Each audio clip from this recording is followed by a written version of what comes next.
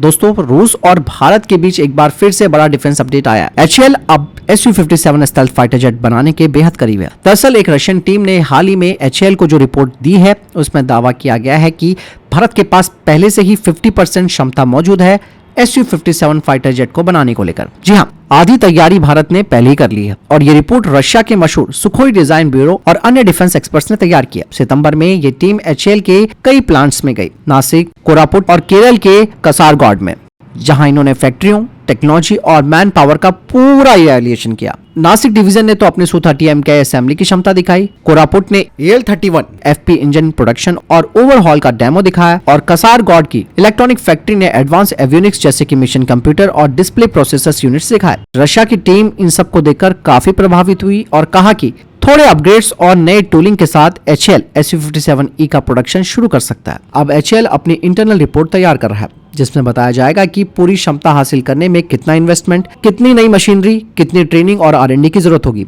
ये रिपोर्ट नवंबर के आखिर तक रक्षा मंत्रालय को सौंप दी जाएगी। ये सब उस वक्त पर हो रहा है जब रशिया के राष्ट्रपति व्लादिमीर पुतिन 5 से 6 दिसंबर के बीच भारत आने वाले हैं। बताया जा रहा है कि इस मुलाकात में Su-57E प्रोजेक्ट, एडवांस रडार और एंटी ड्रोन सिस्टम जैसे अहम विषयों पर बातचीत होगी। Su-57 आप सब जानते हैं रशिया का एडवांस 5th जनरेशन का मल्टी रोल फाइटर जेट है। इसका एक्सपोर्ट वेरिएंट है Su-57E और एरो इंडिया 2025 में इसे दिखाया भी गया था। तो मैं इतना ही बोलना चाहूंगा कि सुखोई 57 अव्वल दर्जे पे है, क्योंकि एक तो इसकी कीमत अफोर्डेबल है, इसका वर्किंग कॉस्ट भी अफोर्डेबल है, और जहां तक कि लंबे दौर की अगर लड़ाई देखी जाए तो हमारी और रूस की बहुत ही अच्छी रिलेशन रही है।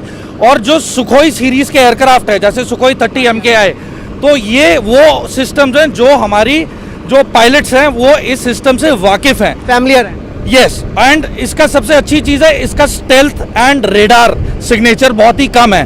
तो बेसिकली मैं यही कहूँगा कि जो विन विन डील जो इंडिया के लिए है वो सुखोई 57 को ही जानी चाहिए, और ये दर्शकों को भी पता है। और मैं आप सबको बोलूँगा प्लीज़ कमेंट।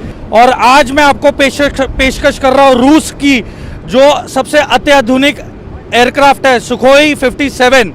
अब मैं इस एयरक्राफ्ट के बारे में यह बताना चाहता हूँ कि जो F-35 है उसमें सिंगल इंजन है, पर Su-57 में डबल इंजन है।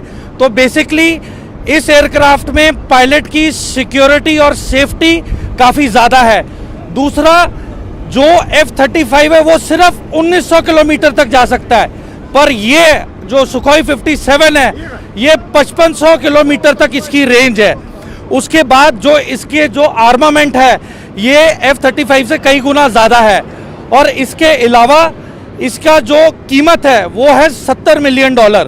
और जहाँ तक F-35 की बात आती है वो $100 मिलियन का एक एयरक्राफ्ट है।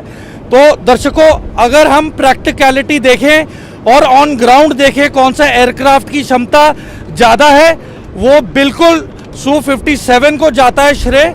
और मुझे लगता है कि जो भारत सरकार है उसका ज़्यादा फोकस सुखोई 57 की तरफ है, जो कि बहुत ही अच्छा और महत्वपूर्ण रहेगा हमारी सरकार के लिए।